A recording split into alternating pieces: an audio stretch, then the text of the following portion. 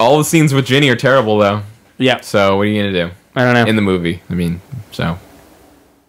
Yeah, that's all gonna be cut out. Yeah. All the Harry Potter stuff. No, you don't need to cut. Why? You know why? Why cut it out? Just leave it in. Fuck them. That was our listeners. Fuck them. Fuck them.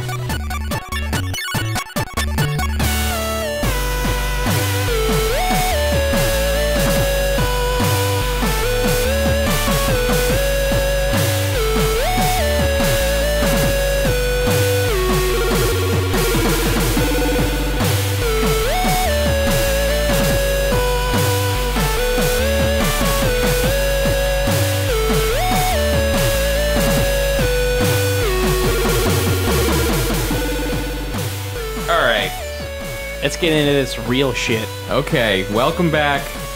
Part 3. Wait, do you guys need to take a break at all? I just want to get this done. Oh god. Have we reached that level? We're just like fucking... Well, what?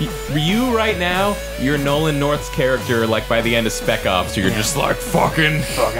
Yeah, list shot is him. fucking confirmed. Anyways. We'll get into it. We're back for part 3 of our Game of the Year podcast series. We're all going to go through, give our personal top 10 lists for games of the year, and then decide on an overall top 10 list. It's going to happen. Does anyone want to start? Or I'll start. Go ahead. All right. Get my list ready? All right, here it is. Go ahead, Miguel. Number 10. People who didn't... I guess I forgot. If you didn't listen to the first part, this is Miguel. He's new. Hello. Or the second part. Or is that you? I'm honored to have you on my on your podcast. What's going on here? Yeah. Oh my god, this is a coup already. Guys, it's awkward. We didn't announce it at first. Miguel has actually bought Run Button Podcast. For like $8 too. It was like nothing. We are now guests on his podcast. It's a whole thing. New things will happen next year. Okay, so number 10.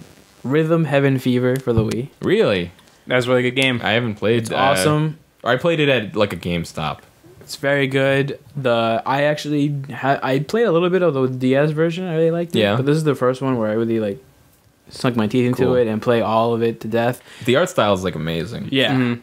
And one note I have to make, it might sound a little snobbish for me, but the Japanese version is way better than the English version. Why is that?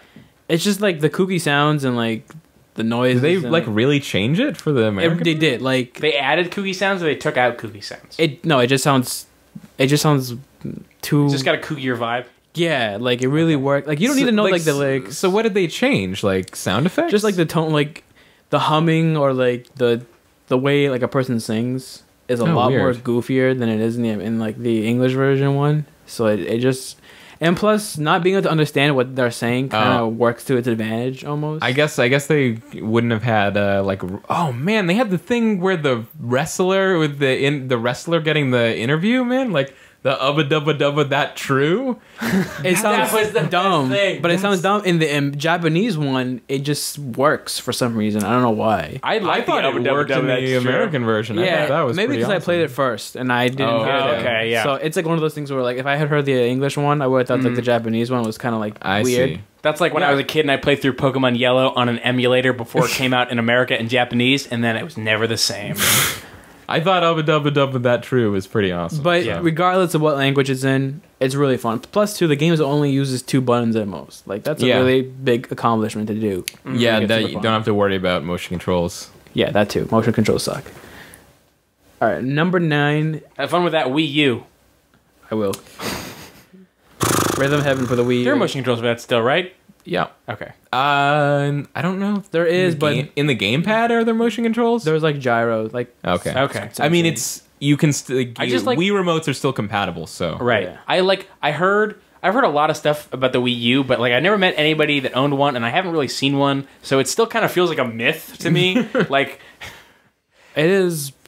It's pretty good. We went to the GameStop that you work at. You still work at the GameStop, right? Yeah. And they have the Wii U kiosk there. Yeah, but the only playable demo is Rayman. It's just dumb because you can actually get that demo on your own Wii console now, and it's the same demo. It's weird. But why are all the other demos locked? It didn't make any sense. They're not locked. They're just videos. They're just not there. But it's just so weird to me because like of all the games to show off, like here's the Wii U. Like Rayman Legends is like totally a cool game, but it's like has nothing to do with like the Wii gamepad, Wii U gamepad. I mean, if you really wanted to show what the Wii U does, ZombiU would be the best example. They can't have that in stores. Oh, because it's M? Is that like not allowed? Yeah, that plus like it wouldn't be. But they could have had Nintendo Land up on there. Yeah, but then like that's like the whole point of buying the system. For people, like that's what their idea of buying. Well, like if you see Nintendo Land and then you're like, oh, now I want to buy this system. Yeah, exactly. I mean, if they think it's a system seller, you got to show it to people. Yeah, I don't know. Like I hear people talk about Nintendo. I've never seen anything. It's good. Nintendo Land is actually a pretty fun. It looks pretty cool. Yeah. I personally like some of those. Though it's just to me, it looks like the same thing with Wii Sports, where it was like, I got Wii Sports, and I had like 2 times where I played it with like a group of people. Or like my family or whatever, and like that was really cool. But then I never did that again. But like, but Nintendo Land has like single player content that I think is pretty fun. Oh, you're right. Okay. And then you don't have to like stand up and like move. I would bowl by myself on Wii Sports. What? I don't think I've ever tried. I tried that pro ball, bowling at 300. Mm-hmm. Okay, so number 9 is weird for me because I didn't think this would be on my list, and it's Diablo 3. Mm-hmm. And I know a lot of hardcore Diablo players out there really don't like this game, but I am not a hardcore Diablo. I have never played Diablo before, so I played Diablo 2 and I thought it was terrible. I think that's classic like vocal minority stuff. Okay, I thought it was great. Like I never played this kind of games before, and this is my first experience with it. Yeah, it's like super fun. It was like it's really well designed. Like it's like I was like what's it called? Those. The class name, the one that the brute one, Barbarian. I always played as him, and I really wanted him to get better. And I was Barbarian too, and like the way that like you can spec your character like in any other RPG, but the fact that you can switch whenever you want, like it, so it's like you don't have to worry about like in Diablo 2, you would have to like make a whole new character every time. It was like I want to be this kind of barbarian, but here it's like you can just switch whenever you want, so you can just try everything. It's really cool. Mm-hmm. And I play by myself, and then I would play with like 3 random people online, and even then it was still kind of fun. So yep, yeah, definitely. I think Diablo 3 was a lot of fun. I give it props. Me too. Like, and after I beat it, I had basically no desire to play more of it. I actually played. I kept going. I'm still in Nightmare. I put a couple hours into Nightmare, but I was just like, I was kind of done with it. But like, it took me long enough to beat it that I had a great time with it. Yeah, same thing. Like, I'm in Nightmare, but like, I didn't get past Act 1. Like, I'm still there. Right. Me too. Probably when the expansion pack comes out, I'll play it again. Have they even announced anything like that? I heard something like they canceled Team Deathmatch. Or PvP? They canceled PvP? Yeah, I think so. I think they couldn't make it balanced enough. That's actually like recent news, but yeah, like the thing, like all of the hardcore Diablo players, like the people that are like still playing Diablo 2, like up till when 3 came out, like those are the people that love PvP, like they love to do the dueling or whatever. I always thought I've never liked PvP in Diablo was like total garbage. I've never liked PvP in any game that I've ever played. It seems unfair. Like the people who'd be really good at it are the ones who would play nonstop. Yeah, and it's not made for PvP anyways. It's not made for, it's a cooperative RPG basically. Right. So it's like I would never even touch the dueling stuff. Anytime multiplayer is called PvP, I just like am immediately against it. Exactly, because like the name like player versus player PvP, it's like it implies that like it's not what like the game is really designed for. Yeah, basically, it's like here's like this weird mode where you can fight other people. Like you want to turn PvP on? Like what? No, what? No. The only thing about Diablo 3, I thought the story was pretty cool until like the last act where it's like you have it seemed to kind of drag a little bit. Yeah, like you have the girl Leah and then she gets killed or like she becomes Diablo's vessel or whatever, which is like it was a cool thing, and then you saw like Diablo had like this more like feminine body than before. I thought was like an interesting twist on Diablo or whatever. But the thing was that like Leah, like your character in Diablo is like they might as well be a silent protagonist. Like they don't have a character at all. Right. So then like Leah is basically like your character. Like she's like your hook for the game's story. Uh-huh. So then she dies at the end of Act 3. So like for the entirety of Act 4, it's just like the story just feels totally flat because there's just no one there basically. Like everyone's just kind of gone. Like all the characters are gone, and there's just like your dude. I don't know. It was weird. That is weird. I didn't think the story was that important until someone told me like people actually care about the lore of Diablo. I care a little bit. Like, I mean, I cared as much as like I would talk to all my companions and see what was up with them and ask them questions. Tried doing that, but it just got so boring. I just wanted to continue killing. Oh yeah, I didn't like talk to people or anything. I did like watch the cutscenes. I mean, like your companions. Kind of cool. Yeah. Your companion. Oh, I didn't use companions. What? Oh, you didn't? Fuck those guys. Well, I mean, I didn't. I used them just because I didn't know that you could not have them. I didn't shut them off or anything. But like, yeah, you can talk to them and they have like their own story. What's wrong with companions though? Especially for the barbarian. I don't know. I think it's probably like a Diablo 2 thing where like they just didn't have companions, and so I just got used to playing by myself. I have no idea. I don't know. I never knew that. But it's Diablo 3. Diablo 3. What else? What else? Mark of the Ninja. What else? Mark of the Ninja's back. Okay. Number 8.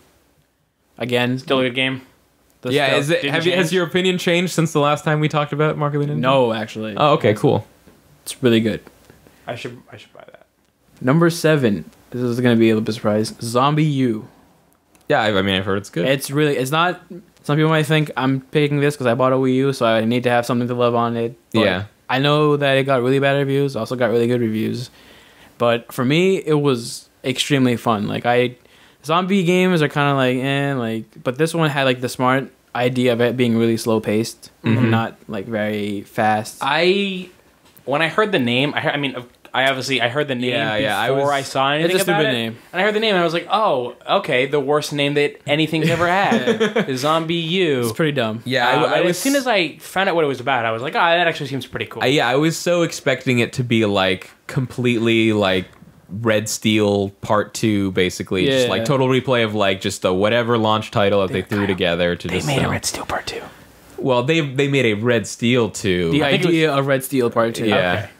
Okay. Sorry, Red Steel 1 Part 2. Okay. But like the setting is... Even though it takes place in London, I still kind of thought it was unique. Maybe because I'd never been to London before or something like that. But it was cool going into Buckingham Palace and like killing... Cool. Zombies in Buckingham Palace? That sounds cool. Yeah. Did they have like those fuzzy hat guards? They did. Yeah, that's on the cover. That's the cover. Oh, is it really? One of those guards, and he's a zombie. Oh my god. And like the combat was... I thought it was fun. He'll move now, son. You do the same thing over and over again, but... That would be great if the zombies still did not move at all. Move. By the way, that's not a rule. They can move whenever they want, and they will totally, like... Oh, yeah, I think I heard that. Like, they will get super mad at you if you bother them too much. Also, too, if you're fighting more than one zombie, it's really hard, and it gets so tense. That's what It's incredible. Like, is there a lot of bullet management? Not really, because you don't really need to use that many. You don't really need to use guns in the game. It's all using a lot of melee stuff. You use that cricket bat. Cricket bat. Which cricket bat. See, it's there. You know, it's London. You've got a cricket bat. You could. I mean, they could. I wish they kind of added more melee weapons. I heard the your default weapon was a cricket bat before I just now learned that it took place in London, and I thought it was the weirdest choice. Like, how come all these different characters you're playing have cricket bats? But it works, and like. The game is a good length that it makes you want to play it again. Yeah. And it even has like that survival mode where you only have one life. If you die, the game ends. Oh, that sounds crazy. Yeah. So like, and I heard about like multiplayer, or not multiplayer mode, but like a sort of multiplayer thing where like other like people on your friends list, like their player zombies will appear in the game. They're not even just like your friends list. It's just people who are in that same area as you. If they're dead, you'll see like a person with their name. You kill them. Pretty cool. I mean, basically, like taking cues from Dark Souls. Like, I mean, they said as much, and that kind of stuff is pretty cool. Then there's like this wall message thing that does not work at all because it's all just like weird symbols that even if on their own they don't make any sense. Oh, so it like instead of like a Dark Souls thing where it's just a text message, like it's like people painting symbols on a wall, or like picking symbols. And they look on a so wall. much like graffiti that you think it's just the art style of the game. Oh, weird. So you kind of like have to really look for it. That's weird. Really, so like there's just like arrows that people put there. That's a cool idea though. Is like trying to take the Dark Souls idea, but make it through the medium of like the crazy, like, because it seems like every zombie thing does that now. Is like all like, you know, the writing on the walls. It's very, like it's all over the place in Left 4 Dead. And that kind all of over the place in Left 4 Dead. You know where else it is? It's in Portal. There's a lot of that in Portal. Yeah, that's where I first saw that for like that kind of storytelling. And that stuff was awesome. Yeah, like reading that stuff was great. Yeah, but ZombiU is probably the only game for the Wii U right now that I actually like really want to play. Not just like I guess I could see it just to see what it is. Like I actually really want to play. And the gamepad use is awesome. Like having the whole, you have no HUD in the screen. The HUD is literally the gamepad, and it is kind of, it will probably be a gimmick for future games. But at the same time, it's actually kind of cool because yes. So So basically what it is, it's like you have your inventory on the screen, right, on your controller screen, and so to do anything with your inventory, you have to be still in game, but like looking down at the screen. So you have to like look back and forth to make sure that like nothing bad's happening. You have no control of your character. Like you don't pause the game. You just use your gamepad to move things around, and your map shows up on the gamepad too. And it has this thing where it like this sonar thing goes off. So when there's like a zombie nearby, you hear like these like weird like this bing or something like that. Mm-hmm. So even that's more attention filled. Is there cross promotion between Bing and? You have to Google how to kill zombies in the game. No, I'm kidding. But I on Giant Bomb podcast they were talking about how like, but also like on the sonar like rats will show up and stuff. that kind of freaked me out a little bit. I was like, oh my god, there's like 10 zombies in this room, and then just being like a bunch of birds and rats. And I was like, oh, well, I mean that's pretty cool. That's pretty cool. Yeah, that is really cool. It just uses the gamepad so well, and it made me feel like, oh well, you know what, this game uses the Wii U in a smart way. And plus two, I have a feeling the sequel, because you know they're gonna make a sequel. ZombiU inevitable sequel, yeah. I already know who's doing the score. No. That hasn't been done before. It'll be just The Edge. Yeah. I think it'll probably just be called Zombie 2. It'll be called I bet it will be called ZombiU : something. ZombiU Return to London. I don't know. I don't see how they wouldn't do ZombiU 2. Maybe it'll be called, but they'd spell UYOU this time. It'll be called Ribbon, the sequel to ZombiU. I really hope though they don't try to make a story, because there's no story in ZombiU. Yeah. If there is, it's pretty bad, which is kind of good. I really hope they don't try to make it like a more like, because it's just there's not many characters in the game. There's like the character that you play as, and there's the old guy, the right? prepper. He's like who's just like we knew this was coming, and he prepped really hard. So he was like the people that we make fun of today, but he was right. And then you mean like a scientist in Buckingham Palace who's trying to find a cure. But that's the thing. It's so minimal that it works. But if like number 2, they're trying to make like a giant story with like multiple characters, and I think it would come across as stupid. Yeah, I think there was. It's not exactly the same thing, but that kind of happened with like Borderlands 2, where like Borderlands 1 had a bit of a story, and then Borderlands 2, like they took all the characters from the first game that you weren't playing as in the second one and made them all like proper characters and stuff. It seemed a little weird. And they added new ones like what, Tiny Tina, is that her name? Yeah, something like that. Annoying as hell. Wait, in Left 4 Dead 2? No, Borderlands 2. Okay, I thought I was like, wait, what's happening? Borderlands or Left 4 Dead? Did I say Left 4 Dead? Because I meant Borderlands. Yeah, I thought what I thought. I think I didn't hear, and then I just assumed that you guys were talking about Left 4 Dead 2 because you're talking about ZombiU. Sorry. I heard people say in Borderlands that like the villain guy who talks to you on his radio and he's just like a super smarmy douche. Like he is. I heard that he got like annoying over the course of the game. I don't think I got far enough. Like I always thought he was pretty funny. The humor in that game just goes way over my head. What was like Butt Stallion or something was like maybe right on the edge of not being funny, but I thought it was pretty funny. Butt Stallion? Butt Stallion. He had a horse, and he was like, I think he said he'd name it after you, so he named it Butt Stallion. Is that right? I don't know. That's all right. I think that's what happened in the game. I'm not even sure.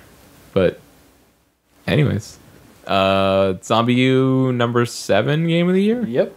Number 6 is Need for Speed Most Wanted. Game is extremely fun. Mainly the multiplayer. The single player definitely is kind of boring. I did it just to get it done with, but the multiplayer it's unique for a racer.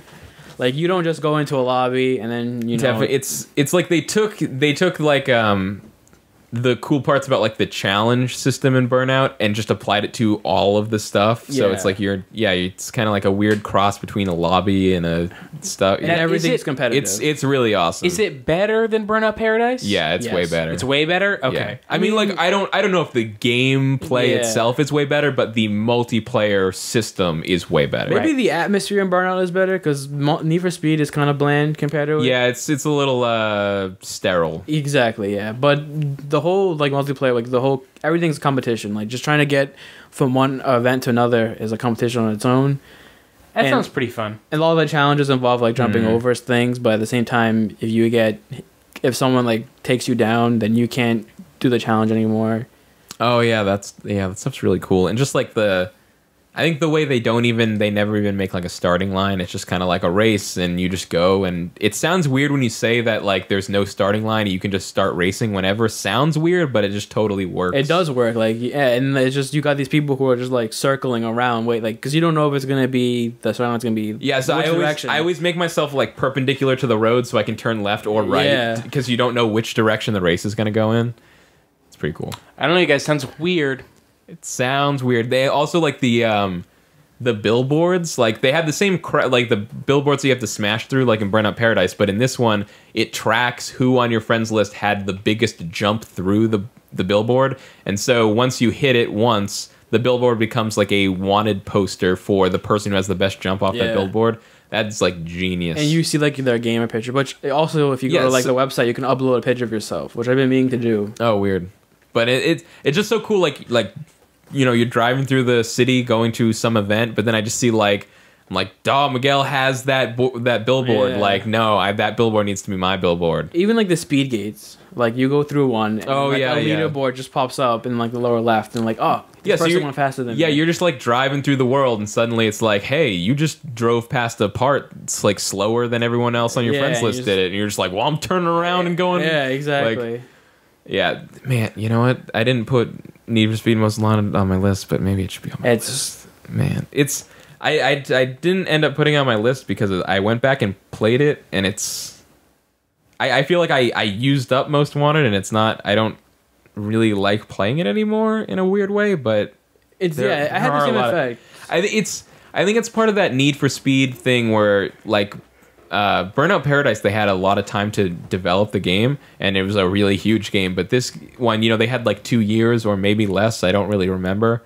So it's definitely smaller in scope. So it kind of feels like Burnout Paradise was like a game you could play like for a year, whereas like this one was kind of like I sort of finished it. And the map for Burnout Paradise was huge. Yeah, it's not as big as that. And I kind of wish it would be more. I don't think it's going to be supported that much. Like they just came out with new DLC for it, but because it's Need for Speed, so there's going to be one every year. Yeah, so like that game is pretty much it's done. Like the DLC that just came out is kind of dumb. It's new race routes, so it's not even like a new area. It's just I saw that stuff, and they did add a bunch of billboards to the game world, which was kind of interesting. They did. They added new billboards. They added actually new challenges that are free, and some of them are really cool that they added. I was playing it last night, and it's like one of those games where like when you talk about it, you start getting excited, and when you start playing it. Oh yeah, man! And they had all the upgrade, like they almost like Call of Duty style, where it's like the cars have upgrades, and you like unlock them by playing events with the cars. Can my car have martyrdom? My Need for Speed Most Wanted might have to be on my list. Yeah. Best multiplayer experience. Should I replace Diablo 3 with Need for Speed Most Wanted? I think so. Oh man, maybe I should. Also, to take over the bad taste. Let Miguel finish his list and then decide. Yeah, sorry. Also, to take the bad taste out of SSX, which is one of my most disappointing games of the year. What? Looking back at it, I think I was a little bit too high on that game when it first came out. But looking back at it, did you go back and play it? Yes, and it was like, man, this is not as good as SSX 3 or SSX Tricky. I didn't play any. Tricky of those was games. my favorite. Sure. Yeah, looking back, and the multiplayer thing was kind of disappointing. I kind of wish just let me all this asynchronous stuff. There was no like competitive like head to head. Yeah. Yeah. All right, but on to the list. Actually, they did add. I think they patched in like a one-on-one but all it is mode, is just right? you start at the same time. It's still asynchronous. Oh really? So instead of so like literally you just start at the same time. But they tried. They did their best. It wasn't memorable after going back. It was kind of boring. Oh man. Unless it's on your list, Kyle. Yeah, I totally disagree. Like I went back to SSX, and like I kind of felt like I soured on SSX throughout the year. When I looked back on it, I was kind of like, maybe it wasn't as good as I thought. But I went back and played it. I was like, no, there's so much about this game is so much fun. Anyways, but I'll get to it. All right, so at number 5 is Max Payne 3, which I thought it was amazing in terms of the whole. I thought the story was actually pretty good. Yeah, I thought it was good. For a typical this is like a die-hard action thriller. It was well done. The shooting mechanics, like the gameplay, it looked great. Yeah, I played even on the Xbox. It looked great. Like I haven't seen it on the Xbox. I had it for the PC. But man, it looked really good. It looks probably even better on the PC then. Yeah. What do you guys think about the criticism that it's like the shoot dodging, like the Max Payne signature move is kind of useless in this game? Yeah, I mean you do I try to disagree with that. I don't.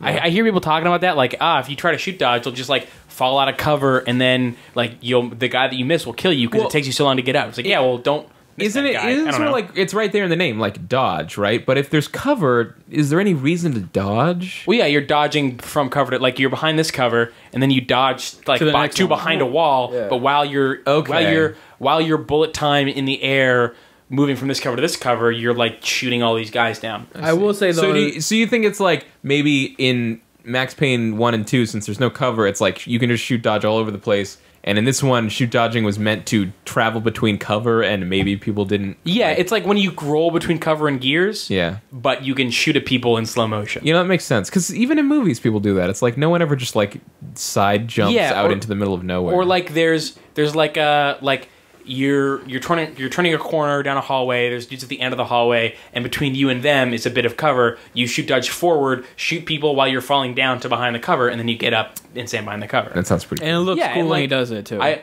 hear people all the time being like, "Yeah, but there's cover, so there's no reason to shoot dodge." Like, what are you talking about? I shoot dodge all the time. Is there any mission with a crying baby in it? No, I don't think so. Do you think that's an issue? No. Actually, there's one woman where you're protecting a woman who's pregnant. That's true. So the baby can crying. Is the baby crying inside of her? I will hope he is, because there's a lot of crazy shit that happens.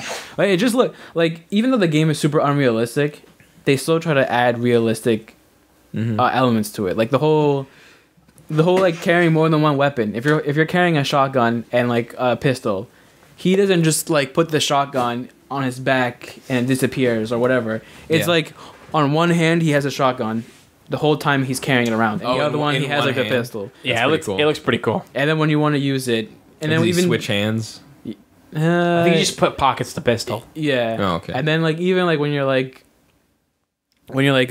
slow motion dodging into like a wall, he won't just like clip into the wall. His whole body will like shift and like bounce off the wall. Oh, that's really cool. And then there's also, I was listening to, I've heard this in a few places, but specifically on from Griffin McElroy. Where he's like, yeah, like I think he made a joke once about how Max Payne is like the world's worst bodyguard. Yeah, and like I think they kind of ran with that. He made that joke like a lot of times. Yeah, actually. I think, and then they just kind of ran with it as if it was actually how the game went. He didn't seem like kind of that bad of a bodyguard. Really, like shit, like. He got screwed over too. He was used. Shit happened to him, but like, what was he gonna do against like I'm the one dude who's a bodyguard for this family, and then a fucking army invades the building that I'm in. Like what? Like he didn't. It's not like he's a bad bodyguard. Yeah. It's that it was him against thousands of dudes. The family was working with the police, with the same police that was trying to attack him too. So, yeah, it was presentation wise too, with the whole like I gave it earlier, other podcast, best soundtrack of the year. Totally makes you feel badass when you're shooting while like the music's going off. Yeah, it's a pretty good game. It's really good. Yeah, maybe I'll have to go back and play it. Yep. And on your new PC. I got it on my Steam. I'll just let you play it. Yeah, my sweet PC. Sweet C. All right, number 4 is Fez. Really, that's pretty high up. That is pretty high. It's had a huge effect on me. Like I said, even if it was just a platform. Number 4 is Fez. And then you had 2 other downloadable games ahead of that. So there's only 1 game left that isn't downloadable for you. Oh, yeah. It's going to be a shocker for you guys. But yeah, Fez. I'm going to be shocked. I'm going to be shocked. You probably will be. I think I've got it. The only thing that I don't have is what is going to be. I don't think I'm going to be shocked. I think if I had... Can I guess? You want to ruin the surprise, yeah. Well, I might be wrong. All right. All right, I won't guess. No, just guess. What are you going to guess? I was going to guess Walking Dead Far Cry 3 Journey. No, Far Cry 3 I just started playing, so I don't really... Oh, okay. Is it... How about I just read it? Is it... Yeah, right. Go ahead. All right, well, Fez, like I said, even if it was just the platforming parts, I think the whole package together just made it... Mm-hmm. That whole secret thing just made it, like, even 10 times more. Wait, what do you do with the owls? Do you find the owls? The owls... And the owls fly back to one of the... Yeah, and it helps you unlock, like, a room. Man, it's hard to remember a lot of, like, the... There's a lot in that secrets. In the music too. Like I listened to the soundtrack maybe like once or twice, but when I heard it, I was like blown away by it. Mm-hmm. So number 3 is The Walking Dead. Okay. Really, really, really good story. Kind of boring gameplay, but I think it doesn't really matter. Like that isn't what the game is supposed to be all about. For sure. I guess we'll talk about that a little bit later. Sure. But it would be higher. I mean, it's number 3. It's pretty high up. Yeah. But I did have some problems with it. Okay. Then number 2 is Journey, which again, amazing. Like I think like the best part of all these games are instead of just being like the gameplay super fun, it's all about the presentation with the music, the visuals, all that coming together. But as I say that, number 1 is for me Dishonored. Oh wow! What? And What? I am shocked. Are you shocked? Yeah. Dishonored was really good.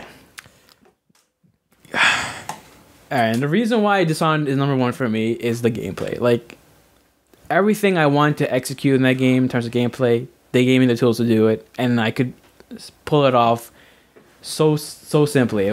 I thought it was masterful, like how it worked. Like yeah, the story I would say is kind of bad, but for me the gameplay was so strong that I didn't care. And it was like the few games where you always hear about these things like games like Hitman. It's like you don't have to kill anybody. And usually sometimes it doesn't really work that well. Like you kind of have to like. Yeah, it seems like most games are like you don't have to kill anybody. It's like a chore to not kill anybody. I feel that way about Dishonored. I thought not killing people was like really hard. It wasn't that hard, and it was also a lot of fun. Yeah, that's how I played the first time. Like when I played the first time, I purposely like, you know what? I don't want to kill anybody. I want to see if I can actually do this. Yeah, I haven't killed anybody. That's how I also played, but like I feel like it made me not enjoy the game. Like I think the way they implemented that system where it was like if you kill like. It's an interesting system to say like, hey, if you kill more people, then like later on the world will change. Like there'll be more guards, there'll be more rats or whatever. If you kill more people, there will be more enemies later. But that's kind of cool. I think too. That's unique. Yeah. I think that's cool, but I think the way they presented it is like a little weird because it's like the first thing they tell you right off the bat in the game. So it almost felt like, you know, I heard people say like, you know, it makes it seem like if you kill anybody, suddenly like the whole world's gonna change. But really, it's like you have to kill a lot of people to actually change anything. And so I almost felt like it was almost like it scared me off from like killing a bunch of people. Yeah, but it's like more of like a reward. Like if you are being pacifist throughout the whole thing, the world is gonna be a better place. Like, right. It's just, especially with the whole. That's cool. And. Not many the only game that treats innocent guards as actual innocent guards and not just like gun fodder. Yeah, you know that's a good point. I just think it was weird that it was like right at the beginning of the game they throw up a splash screen that's like if you kill more enemies the world will be bad and will also lead to a darker ending. Like you're telling me about the ending I'm getting at the which I will say though the ending of the darker path is kind of cooler than the good one. The darker ending has like a way more epic and. I don't know. It's a little too subtle the way the good ending ends. I feel like it definitely would have served the game to have like someone just tell you like make sure don't kill the guards because they're just innocent guards, you know? Like that probably like find a way to fit it into something. Find a way to spin the guards as being sympathetic rather than just say, don't kill people. You were part of that regime though in the beginning, so it's kind of like you were there, right? Yeah, like you were the chief of these guards, and then you got fired because you killed this person, and now like I think somebody should just instead of having a splash screen come out and say don't kill guards, somebody tell you like remember the guards are innocent, maybe don't kill them. Yeah. That would have been cool though. If like the guards like noticed like oh my god, like that's like one thing games don't do like. Imagine if the guards like knew who you were, and like they were like freaked out. Well, like, you're wearing a mask, right? Oh, well, he always wears the mask. That's true. No, the mask was made for. Okay, you just made a huge point. Yeah. No, he didn't have the mask until he was wearing the mask. Yeah. And then also too, the world is awesome. Mm-hmm. Like it had like a lot of like old Victorian sensibilities. Yeah, it looked really cool. Yeah, with like new technology. It was just so much fun to blink around. Yeah, that's what makes that game. Is blinking. Man. The blink worked really well. The blink was so much fun. You just blink all over the place, jump, blink, and then like when you upgrade your like agility, and it's like upgrade your agility, jump a little higher, and I was like, oh, you jump so low. How this game sucks? And then you upgrade to the jump higher thing, and you jump like 4 times as high. It's insane. And like when you become good at blinking, it makes sense that you can go through a level really fast, but it kind of makes sense. And then, like the whole point of being stealthy, you want to be seen and be like efficient as possible, and that's what the blinking does. Yeah. It's awesome. So okay. So and I'm glad it's going to be a franchise. I want to see more of it. Is it? Yeah, they already said that's cool. Like their next. Yeah, I mean it's more Dishonored. Until it gets like run to the ground, and I'm going to hate it. Until then, it's awesome. Yep. Yeah, I think it's cool that it's based. It's like this Deus Ex kind of game, and I think that stuff's kind of. I think you should give it another chance. I think you only soured on it because of XCOM. I've given it a lot of time. How much time? Like probably more than 10 hours. Okay. Because I played it for 10 hours. It's not like I didn't enjoy it. It's just like it just wasn't like one of my like top 10. Yeah. My only problem with it is like after 13 or 14 hours of that game, I kind of am like, there's all these awesome kill people powers, and I have spent the last 12 hours dedicating my playthrough to not killing anyone. And even doing that, like there was one level where an NPC ran off a cliff and died, and it was the longest, hardest level that I have up to this point had played. And like I have one death on my record because this fucking stupid NPC fell off a cliff or something. Okay, that's kind of what happened to me. I like knocked out a guy and I threw him on the stairs. Do you know if there's a difference between like having a 0 kill playthrough and like? No, you'll still have low chaos. Like it goes by how much chaos you make. Okay, I think I killed a couple people. I think there was like a couple scenarios where like a guy found me and started shooting me, and instead of reloading the game, I just kind of like stabbed him in the face or something. The stabbing animation's so satisfying. Oh, it looks so good. You like twist the blade and stick it in his neck. You know what? I'm like, now it's coming back to me. Like, I spent a lot of time being stuck in that game. Oh, really? Like not knowing where to go, or not knowing how to get there, or both of those things. There's like waypoints. Yeah, but like, you know, like getting through the street, like trying to figure out how to get through like the street. So you have to like get past the guards where they have their electric gate things. Yeah. And then like also like the alleyways being filled with like those weird like sick people, or like the kind of zombie people. Yeah. And a lot of it just seemed really hard, and it's all part of like choosing your path though. Like you can choose that. Like the cool thing with those electric fields, like you can reverse it on the guards and have them walk through it. But then that kills them. Well, that's the great thing about the game though. I played it again and I felt like a whole new game because actually 3 times. Second time I did like the stealth kill kind of way. And then the third time I just went like, all right, this is a first person shooter. I'm gonna kill everybody I see. And so here's the. I guess. Sorry, go ahead. Here's the thing that I think is cool about that game is that so I'm just gonna call it Paragon and Renegade because it's easier for me. Yeah. But like usually doing the Renegade stuff is always easier. And like similarly rewarding. Like it's usually just like an easier thing, but you get a worse ending. And I think that by like Dishonored is the only game where doing it the bad way and the easy way actually hurts you later on. By like I think BioShock kind of did it by not giving you as much like points if you just like sucked all the litter. Oh yeah, but that was like so like that wasn't like the reason. Like here's an argument like for Dishonored is that, can you silence that please? Yeah, I keep trying to. Like in Dishonored, you're right. It's like you kind of take the easy route early on, and then you kind of it makes it harder for you later on. Yeah. But like in BioShock, it's like there's no point to doing the bad thing in BioShock.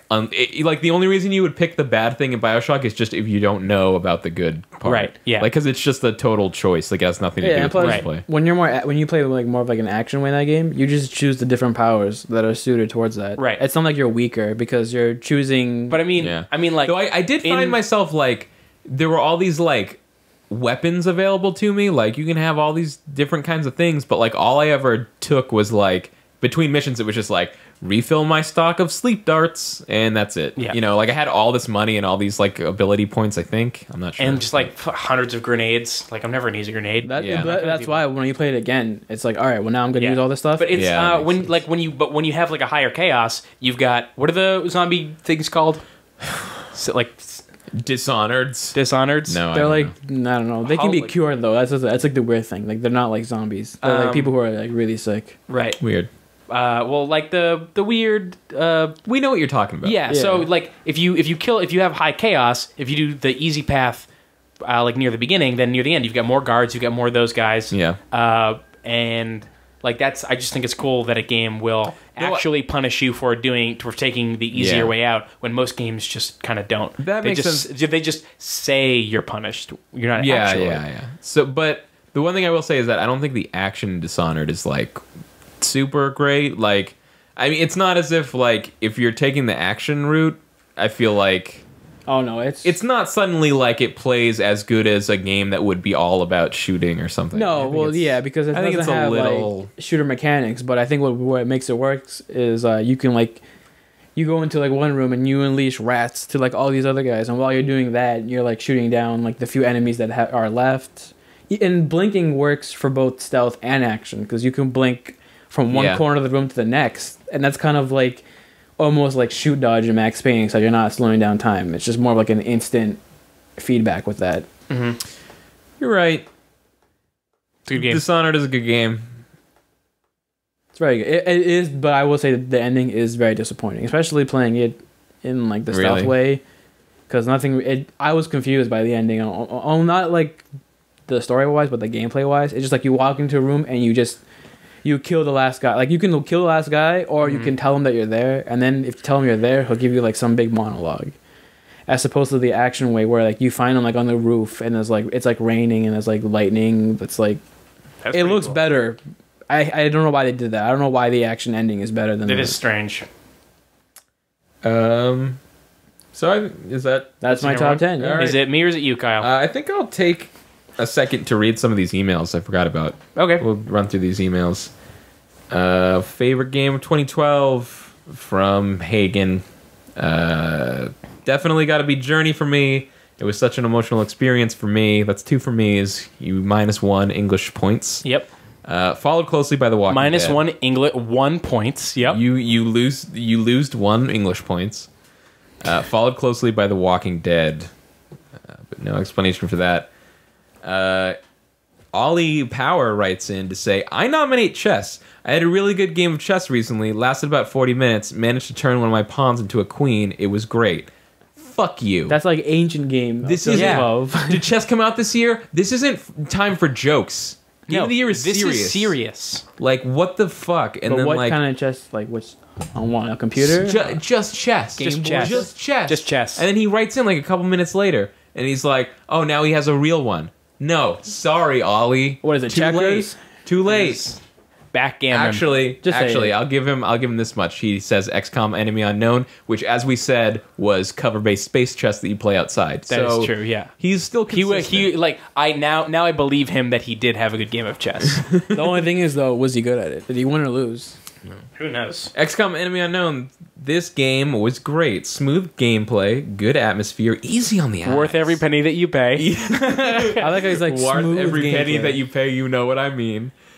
Great game overall. Just a good bit of fun. I loved it, and I honestly believe.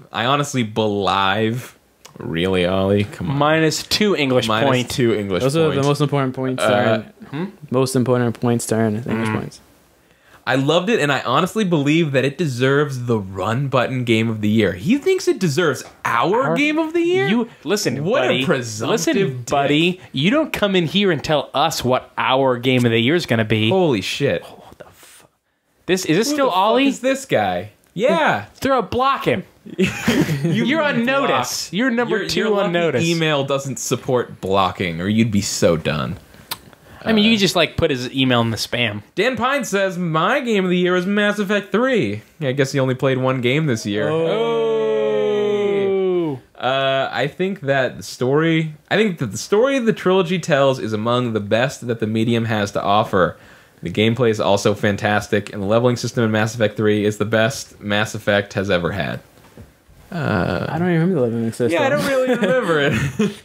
There's a lot about I remember game. it. It was it's like so forgettable. It was like that's what I feel about Mass Effect 3. They had in Mass Effect 1, it was like super RPG, tons of points, like that, like incremental points that didn't mean anything. And then in 2, they like super refined it, and then in 3, they give you back a little bit. Now I remember. And they kind of like perfected. I think the Mass Effect 2 one was the best. Oh really? No, I disagree. I think it really worked the best. No, I think that we can agree that the Mass Effect 1 though. I think that the tone of Mass Effect 2, and I think I probably in general Mass Effect 2 is a better game, but I think that most of the stuff about Mass Effect 3, besides like the general tone of the story, was better. It just got too big for its own good. Yeah. Well, but why don't we save Mass Effect 3 for Keith's list? Yeah. It's on your list? Of course it's on my list. I loved it. I thought it was great. By the way, I'll save it. Never mind. Yeah, we're saving this. More emails?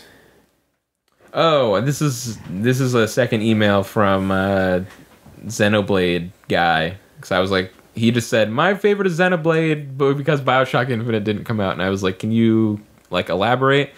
And he says, the game isn't just impressive for the Wii, it's impressive as a game in general. The voice acting is cheesy but impressive. What? I know what that means. It's like Persona 4. No, the voice acting in Persona 4 is not cheesy. Shh. It's not... Sheesh! Come on. You'd have to see the voice acting in Xenoblade. It's like kind of bad. I used to call it Xenoblade. Have you been wrong this whole time? I thought it was Xenoblade too. I think both are acceptable. I don't think there's any like... Sheesh! Is that anything to do with Xenosaga or... Aha! Is this our chance? Yeah, it is. Sorry. It's... Or it's like two different things. It's like somehow vaguely related, but like not really. I don't know. Why isn't it called Chronoblade? Right? Better title and also more accurate. Is that the sword? Is it called the Chronoblade? No, it's called the Xenoblade. It's called the right? Xenoblade, but Chrono is time, and then it's a sword that changes time. Yeah. It's like the Sword of Time in the way that the sands from Prince of Persia are the sands of time. There's some pretty good. Now that you mentioned that sword, like stuff about that game is coming back to me, and this is pretty cool. Yeah. The environments are visually stunning. The combat is engaging. The environments are visually stunning. This is the reason to own a Wii. Finally, halfway through 2012. Finally, after I sell my Wii, you can pick up a Wii Mini and a copy of Xenoblade. That's true. My little brother has a Wii. I'll just use his. I think the Wii is worth owning. It was only $250 to begin with. It was worth owning for as long as I owned it, and then I played all the there hasn't been a game that came out since then that I've regretted not having a Wii. I don't regret owning a PS3, and it's a little different because I also have a 360, and I just prefer that. But like, I have more Wii games than PS3 games. Oh man, PS3 though had a better library than the Wii. Oh yeah, I mean overall, but like, you know, like I guess my point is like, all my Wii games are Wii exclusives, and all my PS3 games are PS3 exclusives, and like, there's a lot more for the Wii. That's crazy. But Microsoft has that dominance here of like, you wanted to buy third-party titles for the Xbox, and that's probably how it's going to be next generation too. Like, I can't imagine Sony doing... I mean, I think it's like Sony had that upper hand for the PS2, but that was back when like there really wasn't that much that separated the PS2 and Xbox One. Like, they were like the same console. Also, basically. like, the internet didn't really matter back then. That's what I mean. So it's like, once you added all this like interface stuff and the online systems and all this stuff, it's just like Xbox does all that so much better. So it doesn't matter if Microsoft is getting kind of, I don't know, cocky. What are you doing with that floss? I'm just wrapping the floss around my so mic weird. Flossing his mic. So yeah. I think if it was still one of those things where the consoles are basically equal, I could probably see it like the power shifting back to Sony maybe, but it won't happen.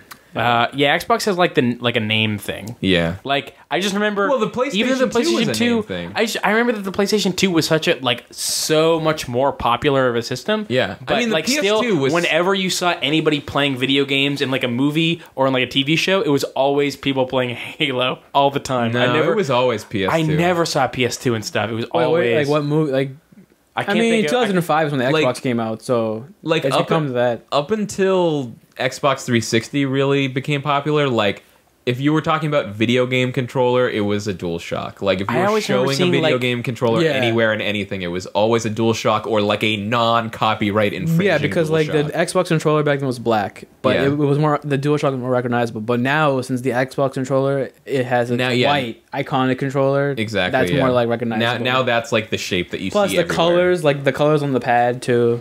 I really remember seeing Xbox. Like I wouldn't be surprised. But you also didn't have a PS2, so you were in your like Xbox head. Yeah. Anytime anybody tried to tell me that their PS2 is better than my Xbox, like I just like I don't care. I play Halo 2 more than you've played any other game. Third-party games are better on Xbox. Yeah, like cross-platform games were better on Xbox, but like I got an Xbox pretty late. But like my PS2 library is like twice as big as GameCube and Xbox combined. I think no, it's not twice as big. It's bigger than both of them. Yeah, I had more Xbox games only because they ran better. PS2 would be like I didn't get an Xbox till Halo 2 came out. We are so late to be having this discussion. We are almost 2 full generations late. Guys, Katamari Damacy 1, game of the generation. Am I right? What's up? I don't agree with Half-Life 2 winning that award on the Spike Awards. That's a different conversation.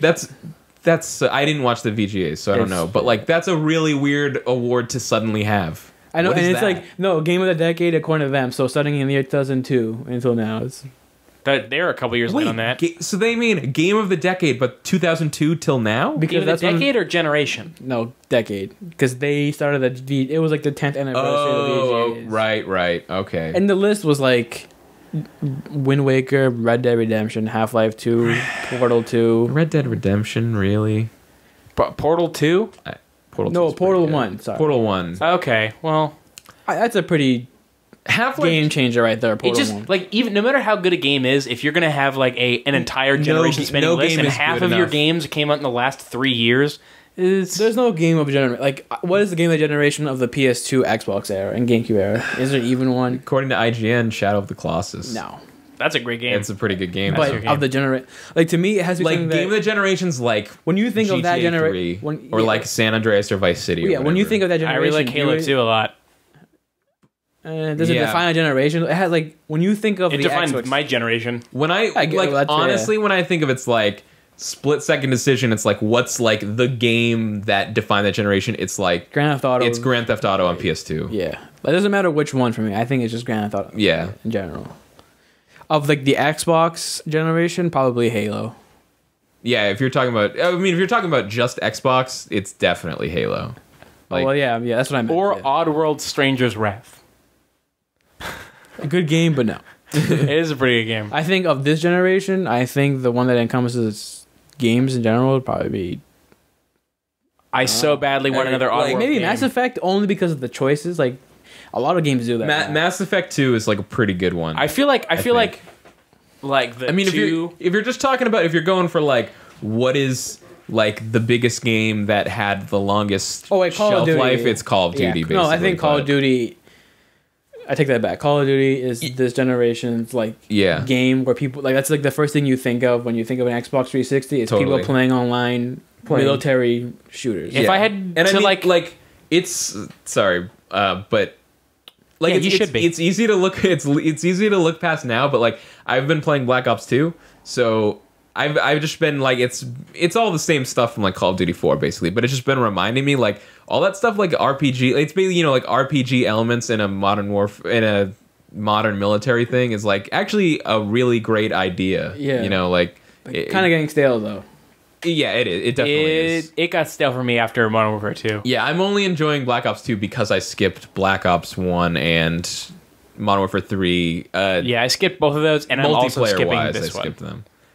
But the biggest crime would be if I finally was ready to play another Call of Duty game, and then it was like the one that everybody skipped. Guys, I'm finally ready. And like, we're done with this, guy. It's easy to like kind of scoff at Call of Duty and be like, like game of the generation, Call of Duty. It's super easy. But I think people forget how amazing number 4 is. But that's true. And also, it's like there's so much stuff in Call of Duty 4 that totally that totally defines a generation. Like adding RPG elements to fucking everything is like that's this generation. Transformers multiplayer has that. Like, you know what I mean? It did. Yeah. It was. I would like the stuff that Halo 2, that Call of Duty 4 did to like competitive multiplayer was as significant as like the way that Halo 2 influenced Xbox Live. Yeah, or the way Grand Theft Auto influenced like open world games. Even like on a business model, like the whole yearly franchise thing really became popular this generation. Although I would think that's probably its most insidious. Because games became like more expensive than ever. And I think Call of Duty was like the first to really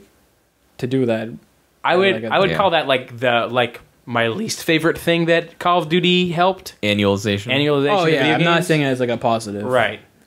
Yeah, now it's like Microsoft has the same thing, but they trade off now between Gears and Halo. Like remember I was saying predictions for next year's Halo, but I forgot there's a Gears game. So right, okay. What's your list thing? Your top 10. What were we talking about? Oh man, I'm still on my list. Yeah.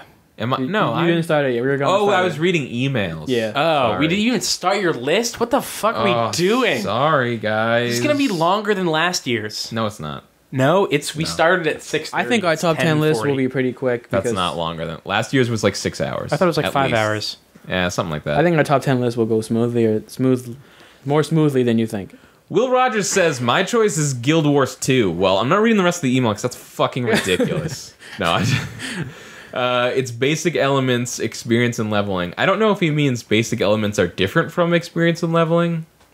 It's basic elements, experience, and leveling. Its basic elements are experience to be much more cooperative than any other MMO, rather. Killing an enemy grants everyone involved in its death the experience from the kill, as well as access to loot. This prevents waiting for enemy creatures to respond. I think you mean respawn. To respond to your battle query. RESPAWN, as in find out what that come means back to life, right. Or to be rebirthed. No, you're in Guild Wars 2. You have to message NPC enemies, and they have to get back to you. And they have to, they have to. I think, yeah. The only way MMORPGs are going to become like way more popular is if they just do like the first person route. I think like first person MMO. Yeah, I think like if Call of Duty PlanetSide 2, which is not no, good. but like for like the Xbox and like for the consoles. Yeah, I honestly don't know where MMOs are going to go. Like think of it this way. It's pretty clear that the subscription thing is dead and the WoW formula is dead, so I have no idea what's going to happen. Last year, The Old Republic was on my top 10 list, and it was pretty high on there. Mine too. And I basically haven't touched it since then. Because it just gets boring after a while. It did come out. It came out December. So basically, but I had the beta since July. Still a discussion we could have this year. I mean, I still enjoyed it for like a pretty long period of time. Like I played it until the story stuff was really good early on. I think it just it's super dried up. Like, the farther you got in the game, like the less the story stuff. And it was so the story stuff was really good early on, but it was still like almost as potent as I wanted it to be, and then it got less so, and then I just totally lost interest. They should just make KOTOR 3. They should just make KOTOR 3. KOTOR 3, like KOTOR 3 is like KOTOR 3. KOTOR 1 is still like one of my favorite games ever. Probably the best twist in any video game ever. Yeah, it was awesome. That game was incredible. That was definitely a good twist. I even like the second one. I think the second one is like just as good, but for slightly different reasons. And I replayed it recently too, and I had such a good time with it. Anyways, everybody involved in an enemy's death will get experience as well as loot. This prevents waiting for enemy creatures to respawn and causes players to naturally start working together. And in my case, it also helps people. It helps by allowing people who have played for a while to help their friends by reducing their level to the. There's like a mechanic in Guild Wars 2 where you go back to an old area, it'll bring your level down, so that you're not like this. As he says, an overpowered murder machine. Plus, the story is cool, and it's just straight up fun. They should do that with like Call of Duty. Like, if you go into a match and there's mostly people who are like lower level than you, they should like limit. I don't know if it like locks out. Like, I can't use my awesome gun, like my favorite. I just gun in the feel game like they should just matchmake instead of. They should just fucking match. Why don't they match? Why are they fucking sticking level 2 people so in like weird. like 18th prestige 12-year-old savants? The way they match is by like they match teams. Like if there's someone who's level 50 on one team, they try to get a level 50 on the other team. But it just doesn't work. Like that doesn't work. Then you've got crazy like. Just because a dude on one team and a dude on another team both went 26-0 doesn't make that fair for the guy that went like 2-12. Yeah, I just think I think it might have something to do with the fact that Call of Duty is like, because it has the RPG thing where you're unlocking different abilities and stuff. Yep. I think it's just sort of the game is kind of designed around a small amount of imbalance, and so if you try to put everyone with the same level together, it might kind of break it, because then it's like, that's true. I don't know. Halo, I wouldn't be surprised if they tried it and found that it wasn't as good somehow. I don't know. Halo 4 got rid of matchmaking. Like, they don't really matchmake anymore, and even that still... They matchmake by level. So now, they just keep people now that I'm like level 50 something, like I'm getting into these games with like all these just insane Halo ringers, and it's making it harder to keep playing it. Yeah. Because it's now like matchmaking based on time played instead of like how good you actually are, like they used to. And like you can't go down a level anymore. Yeah, exactly. But that used to suck. When I was like 35 and I would like lose a match and go down to 33. You know what? They should probably just have it, but make it invisible. I think that's what I was trying to explain to you one day, and I guess I didn't explain it well enough. From Nick says my favorite game is my favorite game of 2012 is Kid Icarus Uprising for the 3DS because you're insane. It has an amazing and funny story, high replay value, and I spent over 80 hours. High replay value if you want your hands to fall off. Yeah, well, duh, you're gonna use the included stand. Don't be crazy. Like, slow down, buddy.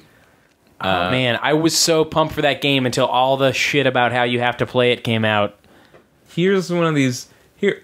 So this is Greg Livingston, and I don't think he's joking. I just feel like he perhaps doesn't understand the spirit of Game of the Year when he says his Gunlord for Dreamcast/Neo Geo. In a year where the Wii was all but dead, the Wii U had a less than stellar launch, and my PC couldn't handle Street Fighter Cross Mega Man. That's pretty serious, because that's just a Mega Man game. Yeah. Gunlord gave me a wholesome, old-school experience. In a day and age when length seems to be... Wait, in a day and age where length seems to be the most important thing, Gunlord takes a stand... Oh, okay, takes a stand for short games with subtlety, where every individual moment matters. I don't think length is an issue. Yeah, there are a lot of really long games now, but there are plenty of fucking He's talking about games. Back in the day when it used to always be about, like, this game has to be super long, and he's saying Gunlord isn't long and it's better for it. Okay. It's my argument for, like, Journey. What was he? Didn't the Wii U not have a... Wasn't that a great launch? Didn't the Wii U. No. I thought like everywhere was sold out of Wii U stuff. No. Okay. The Wii U is back in stock. You can go tomorrow and buy a Wii U. Maybe I was thinking of That's why what's like the level up where you get a bigger hard drive and stuff? No, that's everything. Premium bundle, everything like special edition, whatever. No. I'm not saying they didn't stock it real quick, but didn't they run out? No. It's that every system sells out on launch day. That's just what happens. So it happened to the Wii U, but I mean, it was back in stock within days. I don't think it was even sold out on launch day. You're right. It was not completely sold out. You could walk into certain stores and just buy it. Yeah, it's not that. It was, yeah. I don't think it's gonna happen with the next Xbox and PS whatever 4, but I don't know. Like, it's been a long time. People are kind of ready to buy Xbox. Xbox. No, I'm saying it will sell out. Oh, okay. Yeah. Then I definitely agree. That's why I'm gonna pre-order one. Here's what I thought was weird about this guy's email, and I mentioned this in an earlier part of this podcast. I was trying to find it. Yeah. Because you were talking about like buying a PS3, and this guy says the Wii was all but dead, and the Wii U had a less than stellar launch, and his PC sucks. But it's what about your Xbox and your PS3? The Xbox 360 has been out for 7 years. It's like $150. Yeah. Or no, it's it's $250. It's $250. I mean, yeah, it's $250. I mean, that's not. If he built a gaming PC, I'm pretty sure he'll have. Well, or I think it's weird that he says like he didn't get a Wii U because it had a less than stellar launch. It's like, well, for the same price, you could buy a 360 with an enormous library. Yeah. Why was your choice either keeping your Wii or getting a Wii U? Yeah, get a 360. And you could have played like some great games that came up for the Xbox. Did come up for the Wii U, maybe last year, but still. Right. I mean, and if you really wanted a Wii U, I'll say this to this guy: if he's like waiting on a Wii U because he's like, hey, I like Nintendo, and also this is going to have the same games that the 360 has or something, don't... For a second, I thought... Don't hang on to that dream, man, because it's not going to work buy your out. Wii U for Nintendo. For a second, I thought... like, he did describe Gunlord as wholesome, and I was like, maybe he just likes, E-rated stuff. And I was like, wait, it's called Gunlord, and he listens to us, so there's no... Yeah. Let me actually look up Gunlord. I've never heard of this game. For the Dreamcast? It sounds like it was a Neo Geo arcade game. He said Dreamcast. He said Dreamcast/Neo Geo. Oh, he said Dream... Okay. Oh, it's for the... Talking about Neo Geo home console. I'm thinking Neo Geo arcade hardware. I was thinking my good old Neo Geo Pocket Color. By the way, Greg, according to Giant Bomb, Gunlord is 2 words, not 1. You idiot. Duh. God damn it, Gunlord Greg. is a game for Sega Dreamcast and Neo Geo platforms. It is developed by a German team, and it has a Euro-style platformer type of gameplay. www.gunlord.com. Wait. This was a new game. I think I remember hearing about this. Wait, a game came out for the Dreamcast? Oh, okay. I remember reading about this now. It sounds familiar. It says March 26, 2012. Okay. A game came out for the Dreamcast? They released a game for the Dreamcast and Neo Geo in 2012. That's hilarious. Yeah. Because in the thing it says Do you think they just want to boast that they have a longer console run than PS2? I don't think it has anything to do with like Sega. I think it was like clearly an unofficial like thing. a fan Maybe made, it would have to be. Not fan, but more dedicated than that. Yeah, but just people who like, an easier way for them to come for their game to come out. Because here in the tag for the Giant Bomb wiki article, it just says like www.gun-lord.com. And it's like, why would you be putting the URL for a Dreamcast game? But that's so weird. So you can download it and play it on your Dreamcast. It's so weird. This person writes, it was developed by a German team. Like, German team is capitalized. Like, team is capitalized? German and team are both capitalized. Okay. Like, that's half wrong. It was like, so you know what? I'm gonna give props to this guy. This guy really went out of the box and found a game that... Okay, yeah, but now I have to say, if you're saying that nowadays is all about game length, you're so wrong. Yeah. Maybe it's because you only have a Wii, so you don't realize games are super short. Games are hella short. But maybe he meant it's all about people are complaining that games are short. Like Kyle, he was saying that in a time where it seems like most things are about game length, and to be fair, like something like Skyrim is super long. Well, people were complaining like you're paying $15 for a 2 hour Yeah, great Journey. example. Journey, one of the best games of the year, like 2 hours long. Yeah, I don't care how much it costs. Like, I probably would have paid $60 for it. Call of Duty, the most popular games of all time, 8 minutes. It's an 8-minute campaign. Yeah, exactly. Because he was saying, like, in a time where it's usually all about length of a game, Gun Lord was all about packing its short length with a bunch of memorable moments. I'm looking at it here. I'm just looking at screenshots here. I mean, it definitely just kind of looks like a Neo Geo platformer type thing. So it looks maybe like a Contra.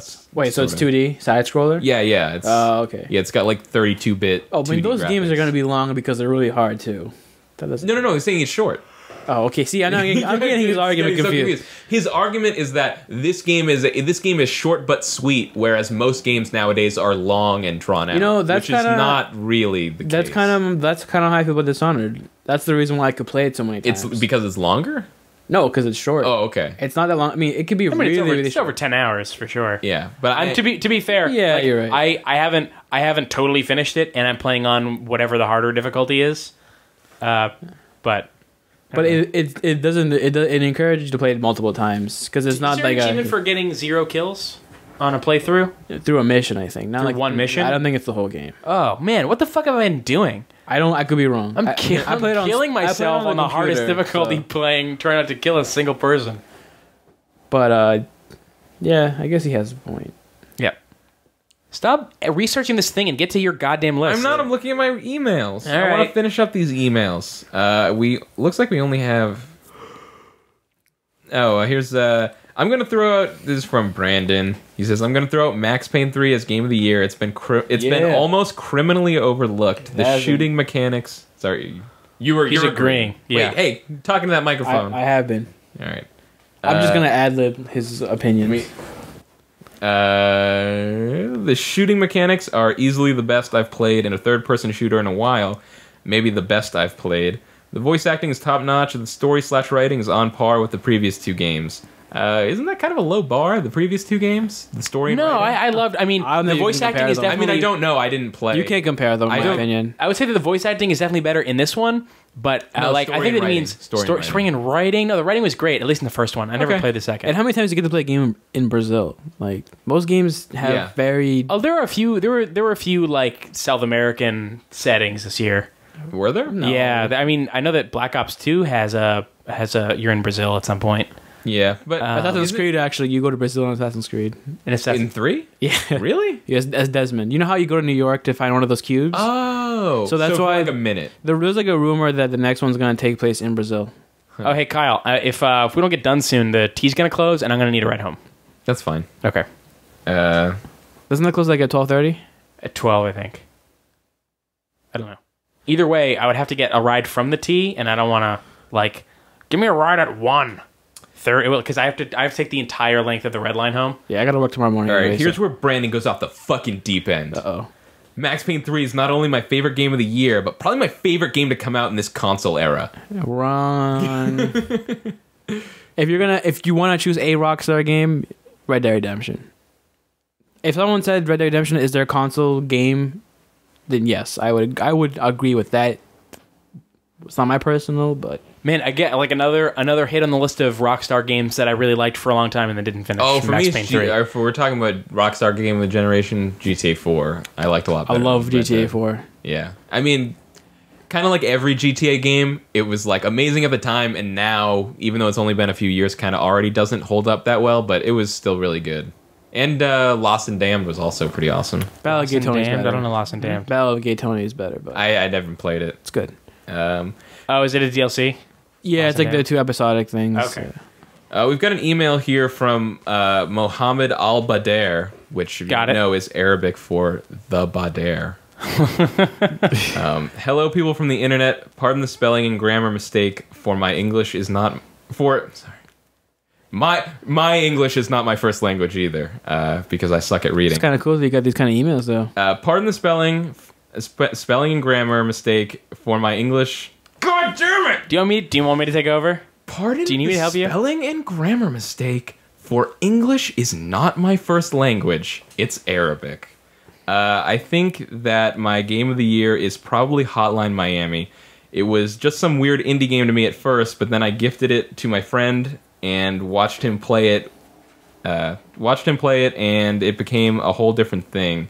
Almost every day during that week, I would go to his house, we'd drink a few beers, and I'd watch him play that game and fail over and over again. It was the most fun I've had watching and playing a video game this year.